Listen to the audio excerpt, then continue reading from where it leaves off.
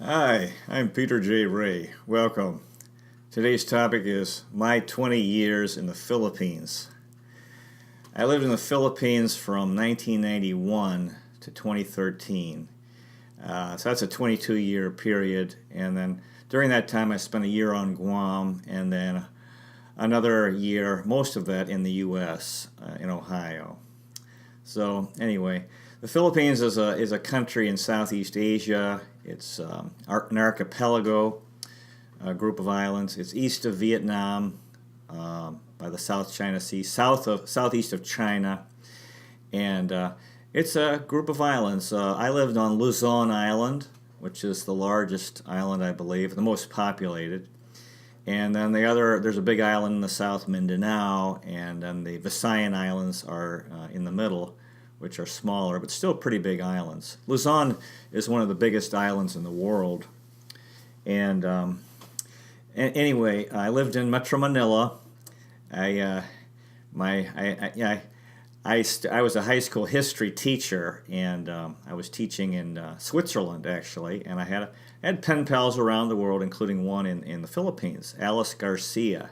And I came to visit her in 1990, and we stayed a couple of months. And then we became engaged, and then the following year we got married, and then we lived together and worked together at a small high school that she owns called Restless Educational Center. Restless was originally located in New Manila, Quezon City, and then we transferred to, which actually is on the border of San Juan, and then we transferred to San Juan, where we live since then. And San Juan is a centrally located municipality in Metro Manila. It's actually a very old municipality, and the roads are pretty curvy and narrow, and because it wasn't really planned, because that's how these old cities are.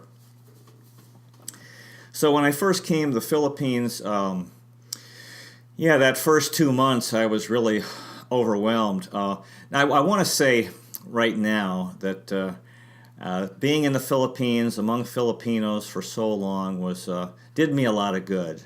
That I believe the Philippines is one of the greatest countries in the world. I really do. And Filipinos are a wonderful, wonderful people. They're not perfect. All cultures have good and bad. But overall, the Filipino people are very good people. They smile.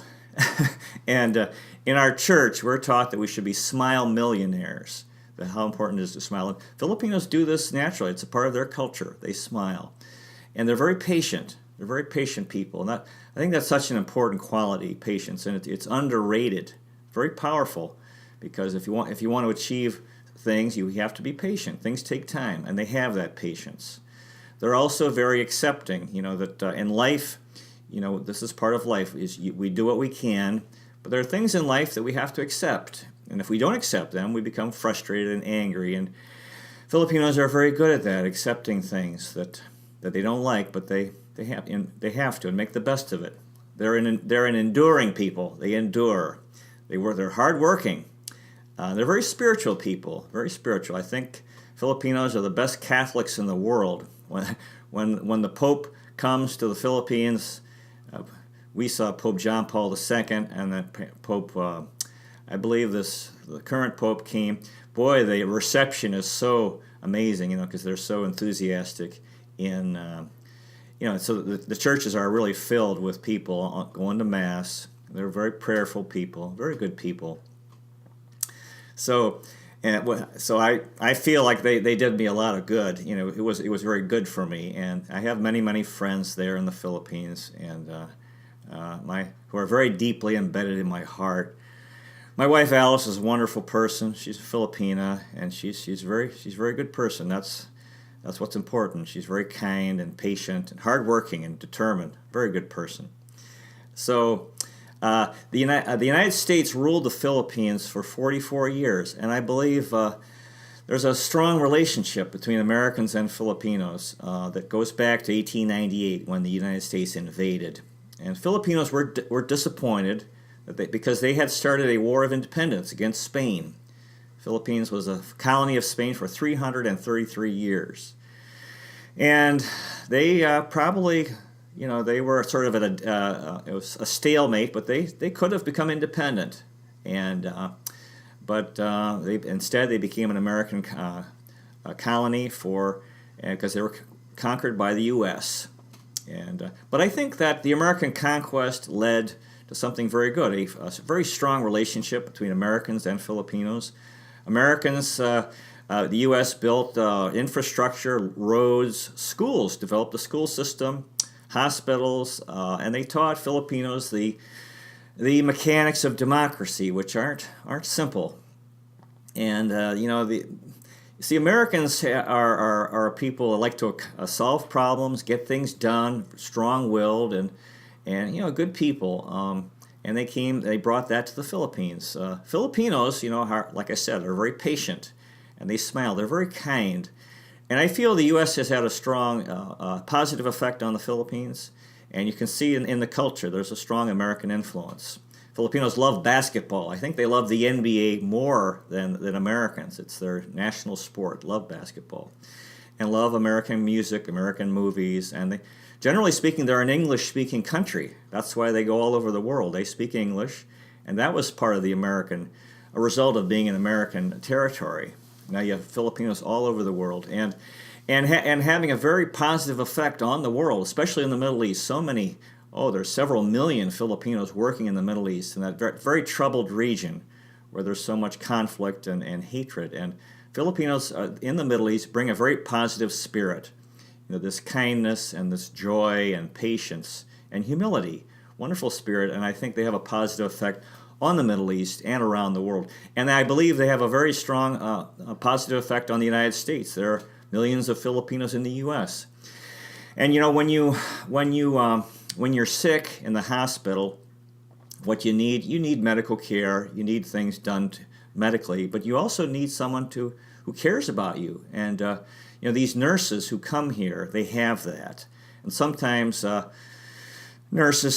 American nurses don't have that. Some do, but some don't. And so the Filipinos, you think, wow, I hope I'm in the hospital. I hope someone will be kind to me. And they have that kind spirit and that joyful spirit. And so I feel they're a very positive influence on the United States. So anyway, when I first came to Manila in 1990 for 2 months, I was overwhelmed by the situation because it's a very hot country. And I believe it's, most of the year it's 90 degrees and above, very, very hot and very humid. You sweat a lot because of the heat. It's, surrounded by water, very, very humid. And they have rainy season, which starts probably in June until November, something like that. Very heavy rains. And in Manila, the flooding is really, really bad. Some of the streets are, because Metro Manila has a very, very large population. I don't know, it's more than 10 million, 15 million, huge population. And so excuse me, in the old days, there were more canals and tributaries to the Pasig. The Pasig River is the main river in Manila that empties into Manila Bay, and a lot of these tributaries, have been covered up by development, and so the water has nowhere to go, and there's so much, these cement roads and so forth. So, during rainy season, man, the water really rises, and a lot of people, their homes go, the first floor, the water comes in their home. It's a real problem. So rainy season is really something, the heavy rains. And, here in Cleveland we have the kids, they have snow days where there's a heavy snowfall. They don't go to school. And in Metro Manila you have the same thing except for flooding, where it's too hard. It's too hard for the cars to travel and for the kids to be out. And, because the traffic is very, very bad. That's one of the big challenges in Manila. The traffic is very, very, there's so many cars, and you're just stuck in traffic, hardly moving very often. And anyway, in Manila, the lack of nature is a real problem. That was a real challenge for me because I'm from an American suburb where you have open spaces, you have parks and not much traffic, and people have yards in their front of the house. And in Manila is so congested, very, very congested, and it's hard to find an open area. And So the lack of nature in Manila is a real problem, and Metro Manila dominates the Philippines economically and politically. That's where the power is. Now, it's a beautiful country, actually, if you get out of Manila, if you go to a lot of beautiful beaches. It's warm, so you have these tropical beaches that are very, very nice if you can. So for tourists, yeah, it's real nice. Now, I was living there and working, and I don't have much initiative. My wife and I, actually getting to the beach, getting out of Manila is very, very tough because of the traffic. So I found it was so tiring. It might take a couple hours to get to the beach or to a beach, so we didn't go very much. A lot of mosquitoes in Manila. That used to really bother me. It got the best of me, especially if they come and they buzz right in your ear, like buzz, and like, oh God, there's mosquitoes, and you get bit by mosquitoes. And at night, we'd have an electric fan going to keep the mosquitoes from landing. They couldn't land if you have an electric fan going.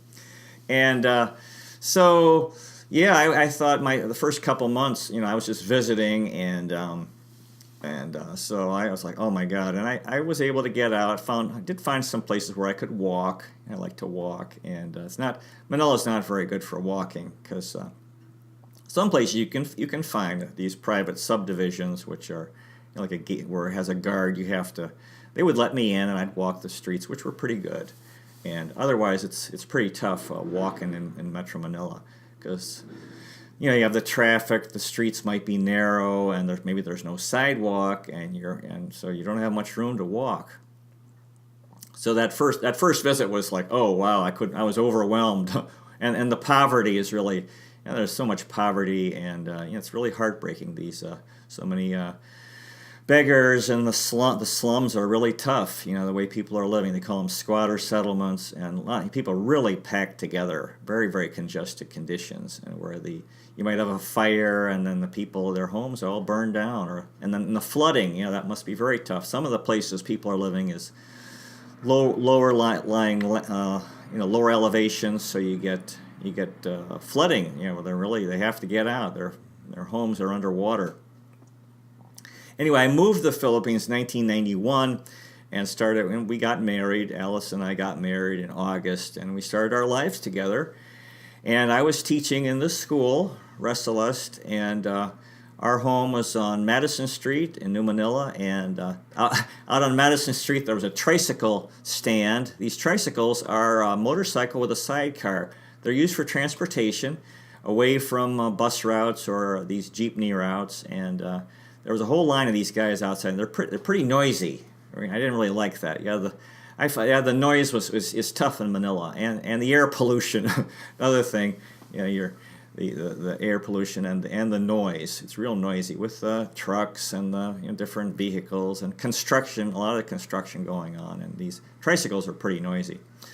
And then we had canals on both sides of the house. Canal where water is draining, and they were both polluted. And early on, we had in the early years they had trouble in Manila with lack of electricity. The power would go out during the day. We wouldn't have electricity for several hours, and it'd be very hot.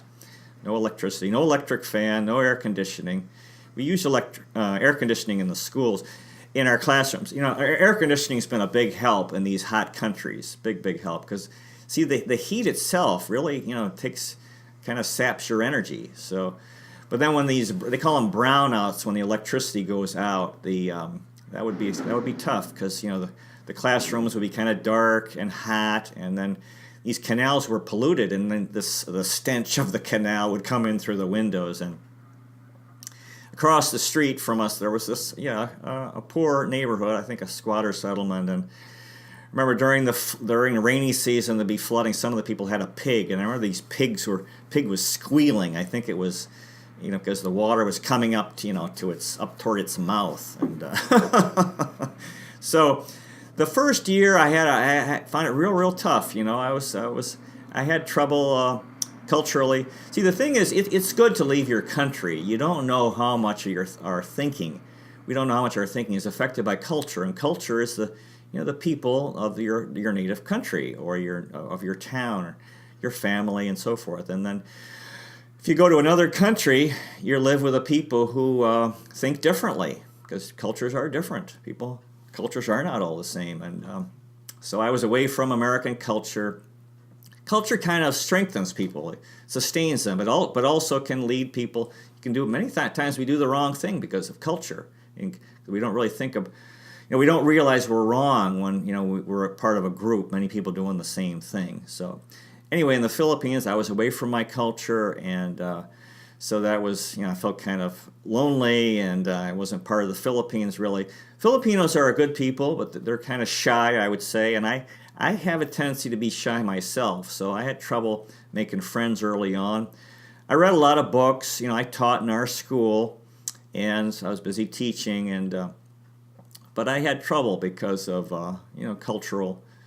I didn't really fit in with the culture, and I'd go out. I felt people were looking at me, although I don't think they were that as much as I thought they were.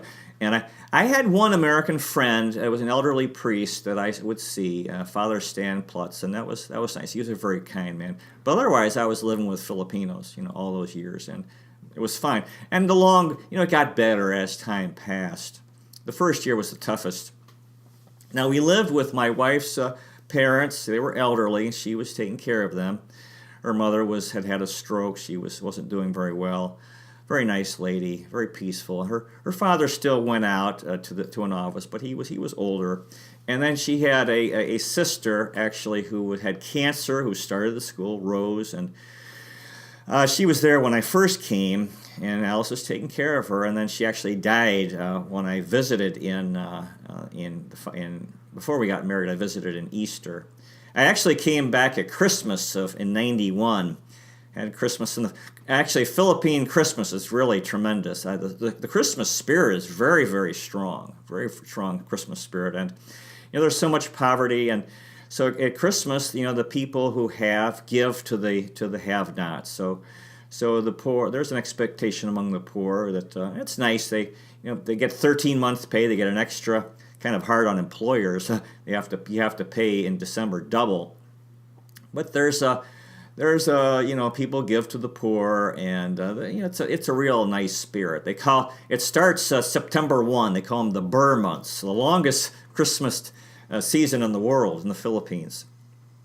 And then New Year's Eve, you think you're in a war zone because it's so loud with the firecrackers, fireworks. And it's so loud. Wow, it just gets louder and louder and louder up until midnight. We'd close all the windows to keep out because it's already, Metro Manila is already polluted from all the vehicles, and they've tried to crack down on the smoke belchers, these the ones that are having smoke come out of the exhaust, but anyway, the air is already polluted with so many people and vehicles, and then New Year's Eve, all these firecrackers are going off, which is just the cities are full of smoke, and I don't like it because it's already noisy enough. I didn't like New Year's Eve, but it's part of life, and I guess the Chinese tradition to fight evil spirits starting the new year. The Chinese influence is very strong in the Philippines. There's been a very very old Chinese community going way, way back, and then actually a lot of the Chinese, were leaving China, I think in the late 1800s, and then in the Second World War, trying to get away from the Japanese when they invaded. Strong Chinese influence. I had a lot of Chinese friends. They're good people, and in fact, they are very dominant in the economy. And then my wife's family, then that sister I mentioned, she died of cancer. She died, and so and then there were two other sisters, actually three other sisters. One was mentally ill. She was Stella's a very nice lady, actually. Alice was taking care of her, and then she had two other sisters who made trouble, and that was challenging. Yeah, Filipino families are very very tight knit. They're very close with their relatives, and they have pretty big families, lots of kids, lots of cousins and aunts and uncles, and so that was a challenge for me without my wife's, basically these two, one sister in particular, the problems we had with her. But this is part of life. It all helped me in the long run. In the early years, I could be pretty angry and stuff about different things, and it was all like they say, it's all good. And then we came back to visit. We're actually coming every year to here to Rocky River to visit. We were married at Mount Carmel Shrine in New Manila, Quezon City. It's a Catholic church just up the street. And our wedding was like a school activity. Most of the people at the wedding were students in our school at Restless and their parents. And my parents and my brother and sister came, and a family friend came who was a missionary in the Philippines, and some friends I had made there in my church, SRF in Manila, came. And then the reception was held at the Philippine Plaza Hotel, which is called I don't know it has a different name now. I think it's the Westin Hotel. Anyway, we had a nice reception there in Manila Bay. And then we had our honeymoon at Punta Baluarte Resort, which I think is in Laguna. It was a beach resort. It was real nice. And so we were living our lives, teaching in the school, and then we came. And then the following year, our son Tim was born. And so that helped me a lot, having a son, and I felt better about myself. And we were very close. And that was one of the good things being in the Philippines. I didn't have that many friends, and I didn't feel like going out because the traffic was so bad, and I worked at home. So, yeah, we worked at home, actually. The school was in our home. We would convert the rooms into classrooms during the day, get up in the morning, and then after school, we'd turn them back into rooms for living. Our room was I think the fourth-year classroom. So that's how we lived. The students would come, and it was nice because if I had to deal with Manila traffic every day, that would have been really tough. So that was nice living at home. And my son and I were very close growing up because of the situation. I didn't have to go out to work. I was home a lot. I didn't feel like going out. So that was real good, being close to our son. Early on, I was teaching English mostly, teaching English literature and geography. And, we were just living our lives. And I was, it was challenging over the years. And then finally, actually, the big breakthrough I had was when I started taking our son to this park, Roosevelt Park at Green Hills West. And then, then my life really changed for the better because we ended up meeting a bunch of kids, and I started an informal sports program, baseball and basketball. So all these kids started coming, and I taught them baseball, and we had a lot of fun. We really had a good time. And then the area was pretty much too small, so we couldn't. We had to stop playing baseball. But then we played a lot of basketball. I had the best time of my life, because my wife would run. We had summer school. My wife would run that, but I would take our son to the park, this Roosevelt Park, and it was just a wonderful experience. Got to know all these kids. They're all grown up now, and we had an awful lot of fun, and that really helped me a lot. And as the years passed, that's really helped me become a part of the Philippines and to really feel at home there and connected to people. I was connected to these children who and knew them throughout their growing up years. We did some traveling, didn't do much. We went to Corregidor Island, or Corregidor Island, Manila Bay, which was an important place from the Second World War. Douglas MacArthur was there, and it was an American military base for the U.S. And then Intramuros, I used to go a lot to. It's the old Manila. It's the walled city, and it's near immigration. I used to go to immigration get my paperwork processed, and I'd walk on the walls of Intramuros and walk all the way around and get off, and I'd go to McDonald's, and I'd go to San Augustine Church. It was this cool old church, very old church, where Miguel Legazpi is buried, who's the guy the conqueror of the Philippines in 1565. He led the conquest of the Philippines. He's buried there.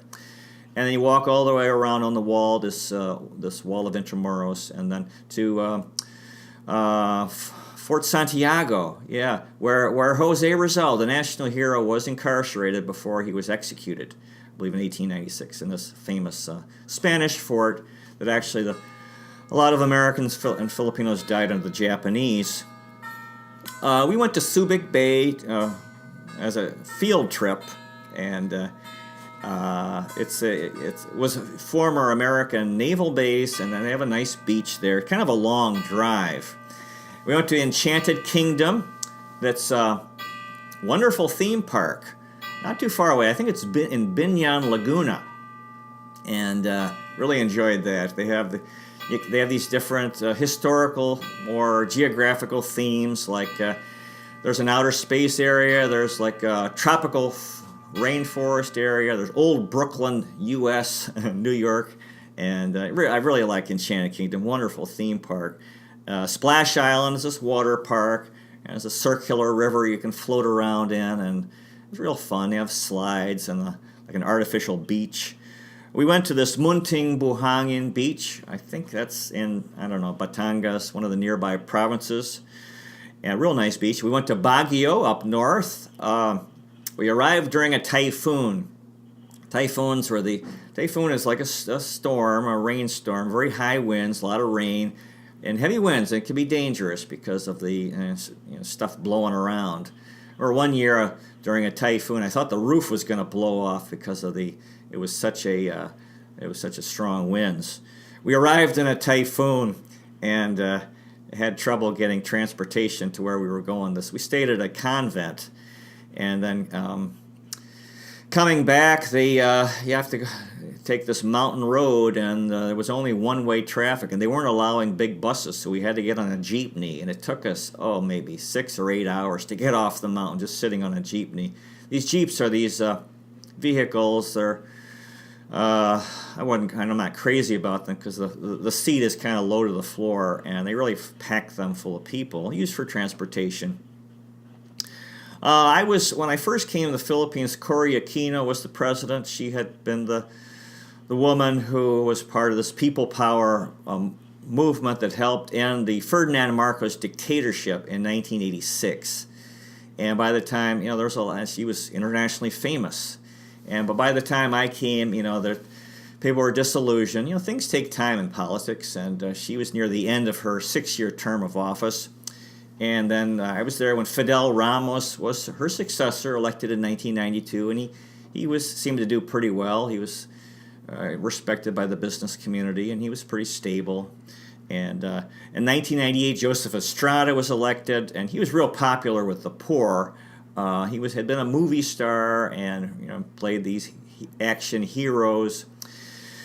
And he had his problems as president and was overthrown 3 years later in 2001 by what they called as EDSA-DOS, or the People Power Revolution 2, which I think was a mistake because he was the people's choice. And this led to political problems because Gloria Macapagal Arroyo was his successor. She was vice president. She ended up serving 9 years and became a semi-dictator. She was elected on her own in 2004, and in 2010, Noynoy Aquino, the son of Cory Aquino, was elected president. And I really got into that election and got into Philippine politics way too much, reading the Philippine Daily Inquirer. And our son went to LaSalle Green Hills. He played baseball for them. The schools in the Philippines, I found, were pretty tough on kids, very, very strict. And one thing that bothered me was what I call a dictator culture. It's like that if you're a leader in the Philippines, and I think this is true in most traditional cultures around the world, that leaders are very, very heavy-handed and seem like they can't be questioned. And I didn't really like this. And it seemed like they were very hard on children. Although I don't think as hard as in places like South Korea, but education is very highly valued. But I thought they were too hard on kids. And in my career as a teacher, I found that the kids really had been used to being a lot of discipline and a lot of homework, a lot of academic pressure, and I didn't like that because I believe that children should enjoy school and enjoy learning and love books. But I found that among our students that, generally speaking, the students, they hated books based on what they'd been through in school. We live near Pinaglabanan, the battle scene from the revolution, the first battle of the Philippine Revolution, led by Andres Bonifacio in 1896. So anyway, I had all these years. I've been back here in the U.S. now for 4.5 years. My wife's still in the Philippines, and I don't know. She's been visiting. We're trying to figure out what we're going to do.